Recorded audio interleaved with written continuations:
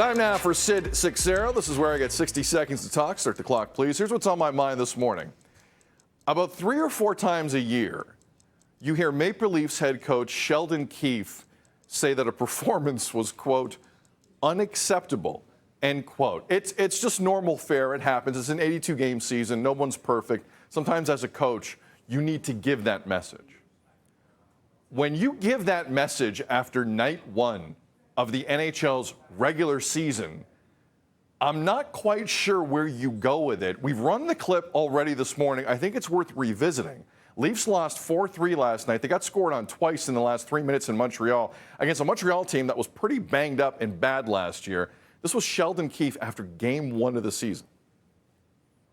Well, it was early season sloppiness, but I don't expect that. I mean, for everything our team has been through together, that's unacceptable. We got to be way more responsible. I just don't know where you go if unacceptable is the message after night 1. I'm sorry. I don't. They're home to Washington tonight. Sam Cosentino, one of our favorites from Sportsnet's joining us. Sam, look, there's a lot we can hit on last night. That messaging after the game I find abnormal. How did you read that? Yeah. It's game 1. Oh, no. It's game 1. You got to love the roller coaster ride that Maple Leafs fans are going to ride. But you know what? When I watched that game, there's a lot of turnovers in the offensive zone that ended up going back the other way for chances or for goals. And so that's the thing that this team prides itself on, its ability to possess the puck, play creatively in the offensive zone. Those things were lacking in the game yesterday against Montreal. But at the end of the day, Sid, honestly, I look at this team. It's a 100-point team. It's going to contend for a division title. You know, Matthews is going to get his 50 or 60. Marner's going to get his 100 points. And at the end of the day, we're all going to be looking to the middle of April saying, now what? Yep, that's it. At the end, that's the story. Between now and then, we have 81 more games to dissect anything that happens. Now, you know the narrative here because Matt Murray led in 4. A couple that weren't very good. Jake Muzzin had a rough night. He was part of that possession issue that you're talking about.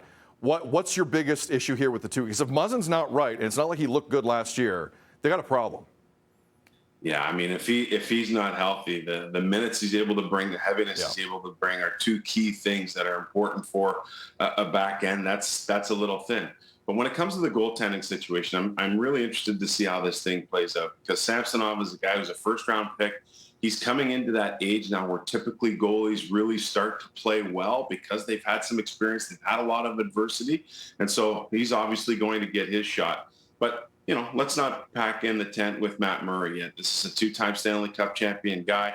By all accounts, he looks to be healthy. He should feel comfortable with all the Sault Ste. Marie, surrounding him going back to his junior days. So I'll give him a hall pass on game 1, but the goaltending situation is definitely something that everyone's going to be talking about from here until the Leafs get to the playoffs. Sam, you're bang on with Matt Murray in net. He's looked healthy throughout camp, which is a huge positive, but you know, a nice little confidence-boosting performance would have been nice. Yeah. It's night 1, Sammy. It's night 1. You know me. I'm a rational person. It's night 1. It's fine.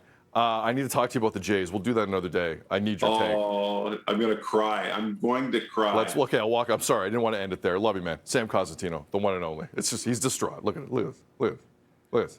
Later, man. I've known him most of my life. Look what Toronto sports has done to him. Look at this.